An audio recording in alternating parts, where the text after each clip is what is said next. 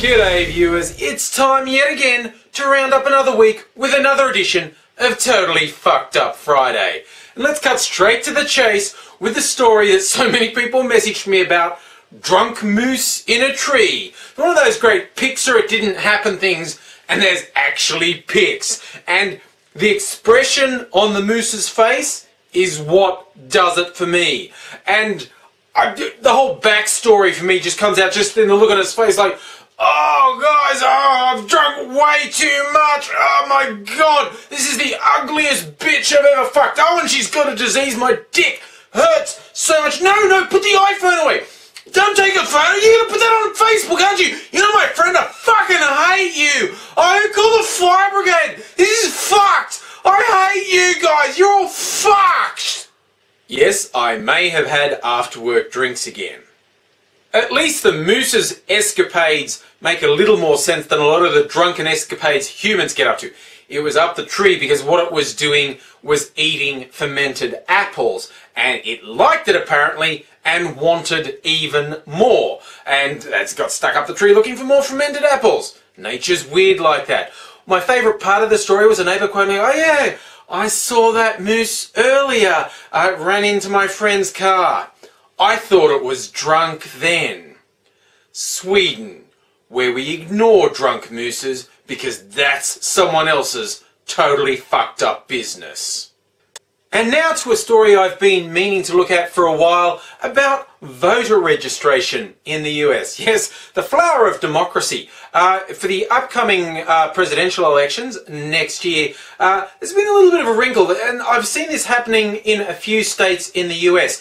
Voter registration laws have been put in place saying people have to have particular photo IDs to be eligible to vote.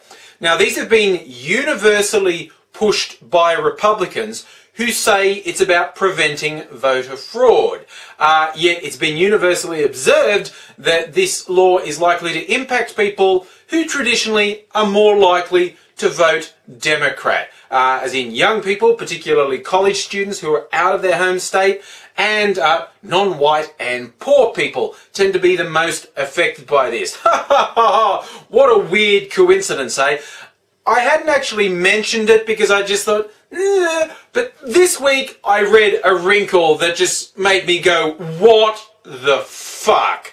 Namely, in Wisconsin, a worker at the Department of Transport that issues the IDs was sacked for an email he sent around. What did the email say? It was pointing out to people that by law, the IDs had to be provided free, because if you forced people to pay for an ID that they were required to have to vote, constitutionally, that would be an illegal poll tax. So, even though the Republicans pushed it, it's actually categorically part of the thing.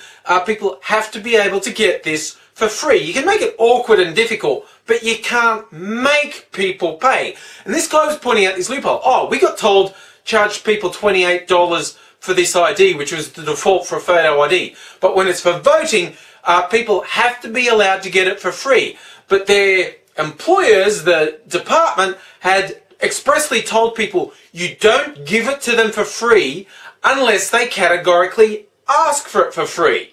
Now, in the name of promoting democracy, I'm not sure how you get away with that shit. But what I find particularly amusing is when someone waved the flag and said, hey, everyone, tell people they can get this for free.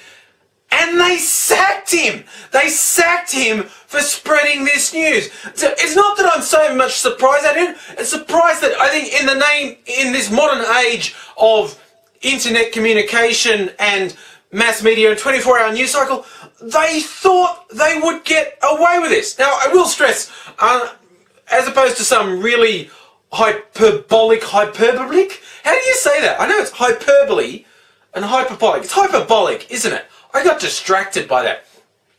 Some rather hyperbolic websites have gone on about, this is the Koch brothers! I think they like to pronounce it Coke. I prefer to call them the Koch brothers. And the Republicans are deliberately putting an illegal poll tax, whereas at least one Republican lawmaker is on record as saying, this is fucked up. I have no idea if someone thought they were doing the Republican Party a favour, or if they were just greedy and wanted the money. or if they're just pricks, but thinking you'd get away with it, that's fucked up. Speaking of the land of the free, I feel compelled to bring up this graph in the NY magazine. It represents arrests under the Patriot Act for various types of offences. The Patriot Act will fund things like warrantless wiretapping, all these great things that Americans like to talk about their rights, which have gone straight out the window. But it's about terrorists, you say. Yeah, it's about terrorists. You probably can't even see the tiniest marker there. I've got the numbers here. 15 arrests under terrorism. The next bar, 122, that's for fraud. But the 1618, that's drug arrests. Yes, the Patriot Act that we had to have in America to protect us from terrorism has just been used to fuck over due process and get people on stuff that's fuck all to do with terrorism. Are you surprised? I know I'm not. And finally, sometimes I like to imagine a future where I'm so famous, people actually out themselves to me for when they do totally fucked up things. They don't even bother denying it or going to the media or whatever. They just go, hey, let's call up AngryAussie. Just say, look, honestly, you know, I fucked up. It's a totally fucked up thing I did. You might as well use it here. You know, rather than people, you know, I always get help with people sending me links for other people. Yeah, like everyone who wanted to send me the article about the ugly brother and sister fined for fucking in an elevator caught on closed circuit TV. That just made me sad. Yeah, just horrible. And they were so ugly. That's not them. They're ugly. But the people, you know, their life is fucked enough. I'm not going there. But what I will say is this one particular story that the instant I saw it, I thought, this guy is Hall of Fame totally fucked up. A weatherman for a Fox channel in Arkansas had an unfortunate occurrence where he woke up with a dead guy next to him. Dead guy, they're both in an empty hot tub. Dead guy has a chain around his neck. Apparently there's a bit of partying. There were three of them. The homeowner who got drunk early and fell asleep on the couch, and these other two apparently kept drinking and taking drugs according to the report, and the weatherman woke up with the dead guy with a chain. What? How the fuck do you find yourself in that situation? It's the chain. That's what does it for me. I think, look, unfortunately it happens. Sometimes people abuse substances and they either overdose or choke on vomit. But when you wake up with a dead body next to you, you're in an empty hot tub and he's got a chain around his neck, that's when you go, alright, this one I fucked up. I don't even remember what happened, but somewhere between drinky and wakey uppy, something seriously fucked up happened.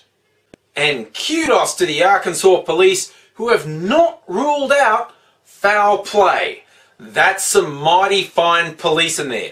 I'm not sure what led them to be so cautious. First, someone just waking up inexplicably next to a dead body, or the fact the dead body had a chain around its neck.